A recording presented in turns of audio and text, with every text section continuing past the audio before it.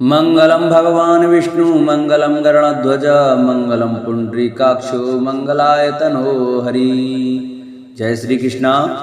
नमस्कार दोस्तों, स्वागत है आप सभी का हमारे YouTube चैनल आर के भक्ति ज्ञान में। भक्तों, आज की वीडियो में हम आपको एकादशी की व्रत कथा सुनाएंगे। तो सभी भक्तजन हमारी षटतला एकादशी की व्रत महात्मा की कथा ध्यान पूर्वक बड़े श्रद्धा भाव से सुने। आइए भक्तों, हम अपनी एकादशी की व्रत कथा को प्रारंभ करते हैं।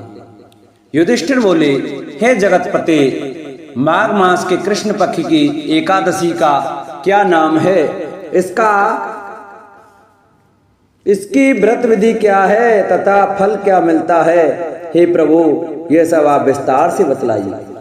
भगवान बोले, हे राजन, माघ मास के कृष्ण पक्ष की एकादशी का नाम षटतला है, जो सर्व पापनाशक है। इससे संबंधित कथा मैं तुम्हें बतलाता हूँ, जो पुलत्स मुनि ने दालम्य मुनि से कही थी। दालम्य मुनि ने एक बार पुलस्त ऋषि से पूछा, हे मुने, इस मृत्युलोक में मनुष्य अनेक प्रकार के पाप कर्म करते हैं, पराये धन की चोरी करते हैं, दूसरों को आगे बढ़ते देख ईर्ष्या करते हैं, फिर भी उन्हें नरक की प्राप्ति नहीं होती। वे ऐसा कौन सा कर्म करते हैं, कृपया करके बतलाइए। इस पर पुलत्स मुनि बोले कि हे महाभाग, ये आपने अतिगूढ़ प्रश्न पूछा है, इसे ब्रह्मादि देवता भी नहीं जानते। यह गूढ़ रहस्य मैं तुम्हें बतलाता हूँ, ध्यान पूर्वक सुनो। माघ मास आने पर मनुष्य स्नान करके पवित्रता पूर्वक रहे, इंद्रियों पर संयम पाते हुए काम, क्रोध, लोभ, अहम पर निंदा को त्याग कर भगवान का स्मरण करे। हाथ पैर धोकर पुष्य नक्षत्र में गोबर, कपास, तिल मिलाकर कंडे बनाए, फिर 108 बार हवन करे। इस दिन यदि मूल नक्षत्र व एकादशी हो तो नियम पूर्वक रहे। इसके लिए विधान यह है कि पवित्रता पूर्वक भगवान विष्णु का पूजन करे। त्रुटि होने पर भगवान श्री कृष्ण के नाम का उच्चारण करे तथा रात्रि में जागरण व होम करे। चंदन, कपूर, अर्गजा, नैवेद्य आदि सामग्री से शंख, चक्र, गदाधारी भगवान हरि का पूजन करे। फिर श्री कृष्ण बोलकर सीताफल, नारियल या बिजौरे फल या सुपारी से पूजन व अर्घ दान करे। उस समय कहे कि हे प्रभु, आप अशरणों को शरण देने वाले परम दयालु हैं। आप संसार में डूबे लोगों का उद्धार करें। हे कमल नयन, हे जगत गुरु, आप प्रसन्न होइए। लक्ष्मी जी सहित आप मेरे अर्घ को स्वीकार कीजिए। फिर ब्राह्मण को जलयुक्त कुंभ घड़ा दे, गाय व तिल पात्र देना भी उत्तम है। स्नान व भोजन में तिल श्रेष्ठ है, अतः तिल दान भी करना चाहिए। मनुष्य जितने तिलों का दान करता है उतने ही वर्षों तक स्वर्ग में वास करता है। तिल से स्नान करना, तिल का उबटन लगाना, तिल से होम करना, तिल मिश्रित जल पीना, तिल का दान करना, तिल से बने पदार्थों का भोजन करना आदि 6 कर्मों में तिल का उपयोग करने के कारण ही इस एकादशी को षटतला एकादशी कहा जाता है। यह एकादशी पापनाशक है। एक बार देवर्षि नारद के पूछने पर कि षटतला एकादशी का क्या फल मिलता है, भगवान श्री कृष्ण बोले कि हे नारद, सुनो। पूर्व काल में मृत्युलोक में एक ब्राह्मणी थी, जो सदैव ब्रह्मचर्य का पालन करते हुए देव पूजन व व्रत किया करती थी। एक बार वह 1 माह तक व्रत करती रही। उसका शरीर दुर्बल हो गया, लेकिन उसने कभी देवताओं व ब्राह्मणों को धन व अन्न का दान नहीं किया। मैंने विचार किया कि इस ब्राह्मणी ने व्रतादि करके अपने शरीर को तो पवित्र कर लिया, इसे विष्णु लोक भी मिल जाएगा, लेकिन कभी फल दान नहीं किया, इसलिए इसकी तृप्ति होना कठिन है। यह विचार कर मैं मृत्यु लोक में गया और ब्राह्मणी से अन्न मांगा तो वह बोली कि आप यहाँ क्यों पधारे हैं? मैंने उससे कहा कि मुझे भिक्षा चाहिए। तब उसने मुझे मिट्टी का एक पिंड दे दिया। उसे लेकर मैं लौट आया। कुछ समय पश्चात वह ब्राह्मणी मरकर स्वर्ग लोक में आई। मिट्टी के पिंड के प्रभाव से उसे एक घर मिला जो अन्न व धन से रहित था। हे नारद, वह ब्राह्मणी मेरे पास आई और बोली कि प्रभु, मैंने अनेक व्रत पूजन आदि किए हैं, फिर भी मेरा घर वस्तुओं से रहित है। तब मैंने उससे कहा कि हे ब्राह्मणी, तुम अपने घर जाओ और देव स्त्रियां जब तुम्हें देखने आए तब उनसे शर्तला एकादशी का पुण्य व विधि सुन लेने के बाद ही दरवाजा खोलना। फिर वे ब्राह्मणी घर गई तो देव स्त्रियां आकर दरवाजा खुलवाने लगी। तब ब्राह्मणी बोली कि यदि आप मुझे देखने आई हैं तो शर्तला एकादशी का महात्म सुनाइए। उनमें से एक स्त्री ने शर्तला एकादशी का महात्म सुना दिया। तब ब्राह्मणी ने दरवाजा खोला। उस समय देव स्त्रियों ने उसे अन्य सभी स्त्रियों से बिल्कुल अलग पाया। ब्राह्मणी ने भी देव स्त्रियों के कहे अनुसार शर्तला एकादशी का व्रत किया। व्रत के प्रभाव से उसका घर धन दान से भर गया। इस प्रकार शर्तला एकादशी का व्रत करने से बुढ़िया को बड़ा ही सुंदर रूप मिला। इस प्रकार शर्तला एकादशी का व्रत करने से आयु बढ़ती है, स्वस्थता रहती है तथा दरिद्रता और मनुष्य के प्राय सभी पापों का नाश हो जाता है। बोलो एकादशी मात की जय। बोलो विष्णु भगवान की जय। एक बार एक राज्य में एक राजा रहा करता था। राजा बहुत ही बुद्धिमान और बलशाली था। राजा सदैव अपनी प्रजा का बहुत अच्छे से ध्यान रखता था। प्रजा भी अपने राजा को बहुत पसंद करती थी। राजा की 2 बेटियां थीं। राजा अपनी दोनों बेटियों से बहुत प्रेम करता था। राजा की छोटी बेटी देखने में बहुत सुंदर और सुशील थी और राजा की बड़ी बेटी छोटी बेटी के मुकाबले थोड़ी कम सुंदर थी। राजा भी अपनी छोटी बेटी को बड़ी बेटी से अधिक प्रेम करता था, जिस कारण राजा की बड़ी बेटी को अपनी छोटी बहन से बहुत नफरत होने लगी। राजा की दोनों बेटियां जब बड़ी हो गईं तब एक पड़ोस राज्य में रहने वाला राजकुमार राजा की बड़ी बेटी के लिए रिश्ता लेकर आया। लेकिन जैसे ही उस राजकुमार की नज़र राजा की छोटी बेटी पर पड़ी तो वह राजकुमार राजा की छोटी बेटी पर आकर्षण हो गया और उससे पहली नज़र में प्रेम कर बैठा। उस राजकुमार ने राजा की बड़ी बेटी के साथ विवाह करने से मना कर दिया और उसने राजा से कहा कि मैं आपकी छोटी बेटी से विवाह करना चाहता हूँ। जिसके बाद राजा की बड़ी बेटी ये देखकर बहुत दुखी हुई और अपनी छोटी बहन से बहुत क्रोधित हुई और राजा की बड़ी बेटी ने अपनी छोटी बहन को अपना सबसे बड़ा दुश्मन मान लिया। राजा की बड़ी बेटी ने अपनी छोटी बहन से बदला लेने का निर्णय लिया, जिसके लिए उसने अपनी छोटी बहन को जान के से मारने का प्लान बनाया। राजा की बड़ी बेटी ने अपनी छोटी बहन को मारने के लिए सबसे पहले एक लड्डू में जहर मिलाकर अपनी छोटी बहन को दे दिया और उसको लड्डू खाने के लिए कहा। लेकिन लड्डू खाने के बाद भी छोटी बहन को कुछ नहीं हुआ। बड़ी बहन ये देखकर बहुत आश्चर्यचकित हो गई, लेकिन बड़ी बहन ने हार नहीं मानी और उसने जब रात में छोटी बहन अपने कमरे में सो रही थी तब एक मटके में सांप रखकर उसे कमरे में छोड़ दिया। लेकिन सांप भी छोटी बहन का कुछ नहीं कर पाया। जिसके बाद बड़ी बहन ने अपनी छोटी बहन से कहा कि चलो हम लोग कुएं में से पानी भरकर लाते हैं, जिसके लिए वे अपनी छोटी बहन को पानी भरने के बहाने कुएं पर ले गई और उसने अपनी छोटी बहन को कुएं में धक्का दे दिया। लेकिन छोटी बहन को तब भी कुछ नहीं हुआ, क्योंकि हर बार ग्यारस माता उसकी रक्षा कर रही थी।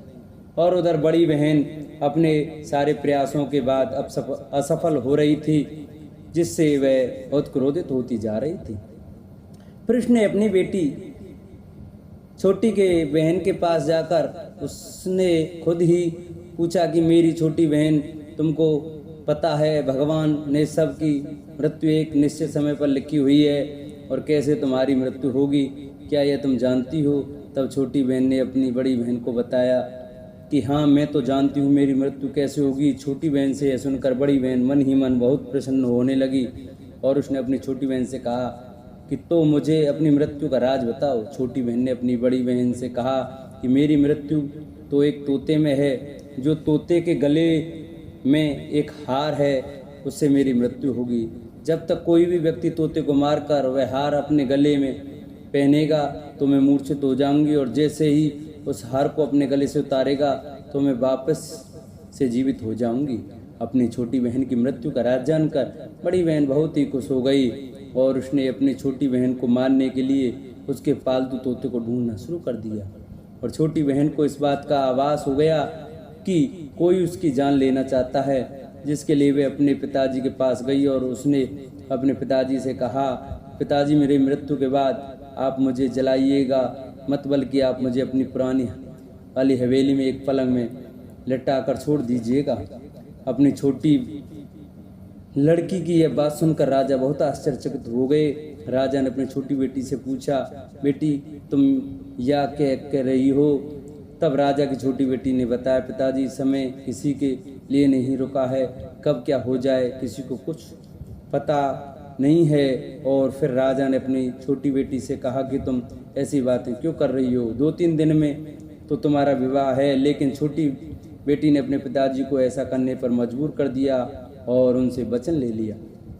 राजा ने भी अपनी छोटी बेटी की बात स्वीकार कर ली और 2-3 दिनों के बाद जब शादी का समय आया तब राजकुमार बारात लेकर राजा के घर आया और राजकुमार और राजा की छोटी बेटी का विवाह शुरू हो गया। जैसे ही राजा की छोटी बेटी राजकुमार के साथ फेरे लेना शुरू करती है तो उसकी बड़ी बहन अपनी छोटी बहन के कमरे में जाकर उसके तोते को पकड़ लेती है और उसको जान से मार देती है। तोते की गले में जो हार था उसको अपने गले में धारण कर लेती है। जैसे ही बड़ी बहन उस हार को अपने गले में धारण करती है तो उधर छोटी बहन 3.5 फेरे ही ले पाती और वहीं पर बेहोश होकर गिर जाती है। जिसके बाद राजा ने बड़े बड़े दर्द हकीमों को बुलाया और अपनी छोटी बेटी का इलाज करने के लिए कहा। राजा की बात सुनकर वैद्य भी छोटी बेटी को जब चेक किया तो राजा को बताया कि आपकी छोटी बेटी न तो जीवित है और न ही मरी हुई है, यह मैं ऐसा पहली बार देख रहा हूँ। राजा ने वैद्य और हकीम को यह बात बाहर बताने से मना कर दिया और उनको कहा कि अगर तुमने यह बात किसी को बताई तो हम तुम्हें फांसी देंगे। राजा ने अपनी छोटी बेटी को पुराने महल में जाकर एक पलंग में लेटा दिया और वहाँ पर कुछ सैनिकों को तैनात कर दिया। वापस अपने महल पर आ गया। राजा की बड़ी बेटी अपने पिता के साथ आई और कहने लगी, पिताजी अगर यह शादी संपन्न नहीं हुई तो आपकी इज्जत का क्या होगा? आप कहें तो मैं आपकी इज्जत बचाने के लिए राजकुमार से शादी करने के लिए तैयार हूँ। जिसके बाद राजा ने अपनी बड़ी बेटी की बात मान ली और राजा ने बड़ी बेटी को छोटी बेटी के कपड़े पहनाकर मंडप पर भेज दिया। लेकिन राजकुमार ये जान गया कि यह राजा की छोटी बेटी नहीं बल्कि यह राजा की बड़ी बेटी है। लेकिन जब राजकुमार ने शादी करने से मना किया तो सभी लोगों ने राजकुमार को विवश करके राजा की बड़ी बेटी से बचे हुए फेरों को संपन्न करा दिया और विवाह करवा दिया। इसके बाद राजकुमार राजा की बड़ी बेटी को अपने महल में ले गया। राजकुमार राजा की बड़ी बेटी से न तो बात करता था, नहीं उसको पसंद करता था और न ही उसके आसपास भटकता था। और राजकुमार ने यह फैसला लिया कि वह अपनी प्रेमिका को ढूंढ कर रहेगा और यह जानकर रहेगा कि उसके साथ क्या हुआ है। एक दिन राजकुमार अपने घोड़े पर सवार होकर राजा के पुराने महल के पास पहुंच गया, जहां पर उसने कुछ सैनिकों को देखा। महल के पास पहुंचकर राजकुमार ने जब महल को ध्यान से देखा तो वह समझ गया कि यह तो हमारे ससुर जी का महल है। तब राजकुमार ने सैनिकों से पूछा, तुम लोग यहाँ क्या कर रहे हो और इस महल के अंदर उस पलंग में कौन लेटा है? जिसके बाद सैनिकों ने बताया कि यहाँ वह राजा की छोटी बेटी लेटी है। यह सुनकर राजकुमार बहुत प्रसन्न हो गया और वह तुरंत अपनी प्रेमिका के पास पहुंच गया और उसकी सेवा करने लगा। जैसे ही रात हुई तो राजा की छोटी बेटी उठकर खड़ी हो गई। राजकुमार ये देखकर बहुत खुश हो गया और उसने अपनी प्रेमिका से पूछा कि तुम यहाँ क्या कर रही हो? तुम मेरे साथ मेरे घर चलो। राजा की छोटी बेटी ने राजकुमार को सारी बातें बता दी। मेरी जान एक तोते में बसी थी और मैंने ये बात सिर्फ अपनी बड़ी बहन को बताया था और मुझे पता है कि उसने ही मुझे मारने का प्रयास किया है। उसके पास एक हार है जिसको वह सुबह पहन लेती है और रात को उतार देती है। जब तक वह हार को पहने ले रहती है तब तक मैं मूर्छित रहती हूँ और जैसे ही वह हार को उतार देती है तो मैं जीवित हो जाती हूँ। और जब तक मेरी बड़ी बहन के पास वह हार है तब तक मैं ऐसे ही जीवित और मूर्छित होती रहूँगी। अगर मेरी बड़ी बहन के पास जो हार वह मेरे हाथ में लग जाए तो मैं हमेशा के लिए जीवित हो जाऊँगी। राजकुमार यह बात सुनकर राजा की छोटी बेटी के पास रहने का निर्णय ले लिया और उसने अपने बचे हुए सारे फेरे उस पलंग में लेटी राजकुमारी की छोटी बेटी के साथ लिए और अपना विवाह पूर्ण कर लिया और वहीं पर ही रहने लगा। देखते ही देखते कुछ समय में राजा की छोटी बेटी और राजकुमार की पत्नी पेट से हो गई। एक दिन राजकुमार को किसी काम से बाहर जाना पड़ा, तब छोटी बहन के पेट में बहुत तेज से दर्द होने लगा। जिसके बाद उसने 11 माता का आह्वान किया, जिसके बाद वह 11 माता प्रकट हुई और उन्होंने अपने भक्तों के दर्द को दूर किया और एक पुत्र की प्राप्ति करवाई। और वहीं पर अचानक से राजकुमार भी आ गया। राजकुमार ने ग्यारस माता को देखा तो वह आश्चर्यचकित हो गया और उसने तुरंत माता को प्रणाम किया। और ग्यारस माता ने राजकुमार से कहा कि जब तुम्हारा तो 5 वर्ष का हो जाए तो तुम अपनी पत्नी का हार आकर इसके गले में डाल देना। और देखते ही देखते राजकुमार और राजा छोटी बेटी का पुत्र 5 वर्ष का हो जाता है। तो राजकुमार अपने बेटे से कहता है कि बेटा, मैं कुछ काम से बाहर जा रहा हूँ, तुम अपनी माता का ध्यान रखना। और वहाँ से चला जाता है। राजा को बाहर निकलता देख बड़ी बहन के सैनिक देख लेते हैं और बड़ी बहन को जाकर सारी बातें बता देते हैं। जिसके बाद बड़ी बहन अपनी छोटी बहन के पुत्र को वहाँ से उठवा लेती है और उसको मरवा देती है। छोटी बेटी के पुत्र के 2 टुकड़े करवा देती है। पहला टुकड़ा चक्की के पास छुपा देती है और दूसरा टुकड़ा अपने पलंग के नीचे रख देती है। अब ग्यारस माता भिखारी का रूप लेकर आती हैं। एक भिखारी का रूप धरकर बड़ी बहन के पास चली जाती हैं। जिसके बाद वहाँ पर भिक्षा मांगने लगती हैं। बड़ी बहन अपने नौकरों से कहती है जाकर भिक्षा दे दो, लेकिन जैसे ही नौकर ग्यारस माता को भिक्षा लेने के लिए आते हैं तो माता उन्हें मना कर देती है और कहती है कि मैं तुम्हारी महारानी से ही भिक्षा लूँगी। जिसके बाद बड़ी बहन स्वयं भी भिक्षा देने के लिए माता के पास आती है। तब माता एक बिल्ली का रूप लेकर उसके कमरे में चली जाती है और वहाँ पर छोटी बेटी के पुत्र के 2 टुकड़ों को आपस में जोड़ देती है और उसे जीवित कर देती है। उसे वहाँ से ले जाती है। राजकुमार अपने बेटे को लेकर अपनी पत्नी के पास जाता है और उससे कहता है कि तुम इसका ध्यान रखना। अगर तुम इस बच्चे का अच्छे से ध्यान रखोगी तो मैं तुमसे बात करूँगा। एक दिन राजकुमार अपने बच्चे से कहता है कि तुम मम्मी से उनके गले का हार मांग लो। जिसके बाद राजकुमार का लड़का अपनी मम्मी के पास जाता है और कहता है कि मम्मी, मुझे तुम्हारा हार चाहिए जो तुमने गले में पहन रखा है।